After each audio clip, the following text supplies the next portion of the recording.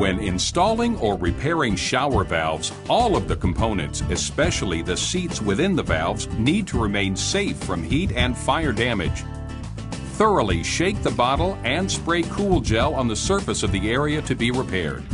Cool Gel protects vital components from heat or fire damage due to close proximity of the flame. As you are soldering, the gel begins to evaporate as the flame is applied.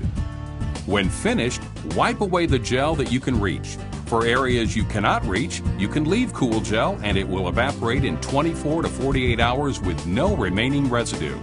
Cool Gel helps protect expensive components and eliminates costly repairs. For more information about Cool Gel, visit our website at laco.com.